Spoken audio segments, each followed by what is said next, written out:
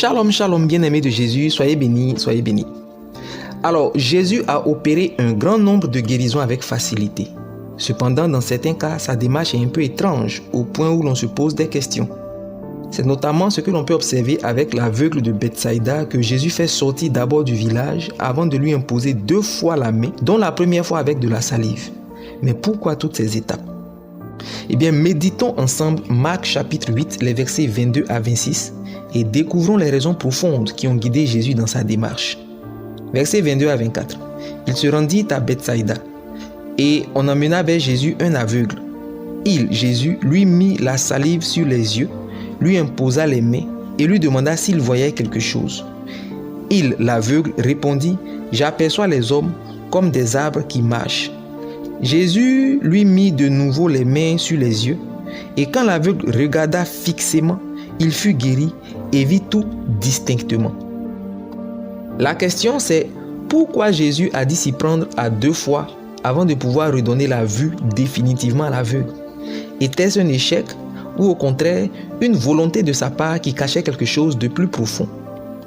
Dans un premier temps, Jésus applique de la salive sur l'œil, lui impose la main. Mais quand l'aveugle regarde, il voit d'abord les hommes comme des arbres. Notez ici que l'œil en grec c'est oma. Et quand Jésus lui demande s'il voit, c'est blepo. C'est alors qu'il voit des hommes comme des arbres. Mais la deuxième fois que Jésus impose la main, il lui impose sur les yeux, cette fois-ci ophtalmolos, et lui demande s'il voit anablepo. Ces détails nous permettent de comprendre que toutes les actions de Jésus et les résultats étaient calculés. Œil oma est utilisé pour symboliser la vue, certes, mais aussi la vue au sens spirituel, poétique, littéraire. Et blepo, voir, symbolise aussi de voir au sens spirituel. Dès lors, on comprend pourquoi l'aveugle voit les hommes comme des arbres. Psaume chapitre 1, verset 2 à 3. L'homme qui médite est comme un arbre planté près d'un courant d'eau. Donc, voir l'homme comme un arbre, c'est le voir sur le plan spirituel. D'ailleurs, l'aveugle a répondu: j'en vois comme des arbres, verset 24. Voir ici, c'est orao, qui lui aussi inclut de voir avec les yeux de l'esprit. Donc en fait, ce que Jésus a fait, c'est de lui faire recouvrer la vue spirituelle dans un premier temps. Et plusieurs leçons sont à tirer de cette démarche. D'abord, la guérison physique commence par la guérison spirituelle. Rappelez-vous que la mort physique est entrée dans le monde depuis la mort spirituelle d'Adam et Ève. Et tout ce qui doit se produire dans le physique commence par le spirituel. Parfois, c'est parce que ta vie spirituelle est morte que tout est compliqué. Tu ne pries pas, tu médites encore moins, tu ne fais que te plaindre. Et c'est bien souvent parce que spirituellement tu es mort, aveugle, que tu ne fais que prendre les mauvaises décisions, tu fais les mauvaises analyses. Parce que ce que tu vois dans le physique est faux. Mais comme tu ne peux rien voir dans le spirituel, alors tu es condamné à aller de mauvais choix en mauvais choix. Ensuite, le plus important pour Jésus, c'est la vie de l'esprit, c'est le salut.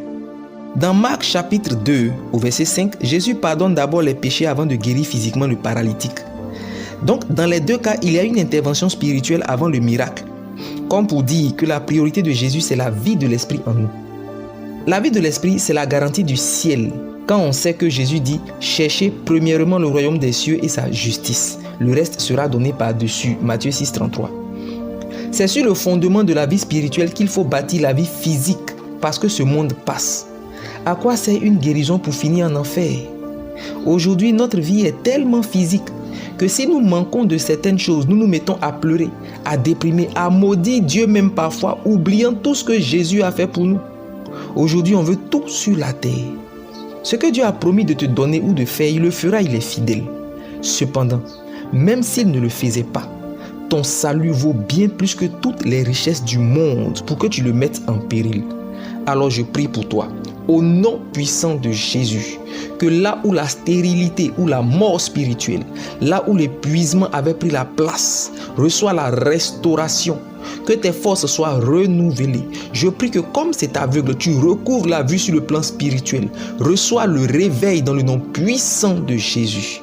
Amen. Que Dieu te bénisse.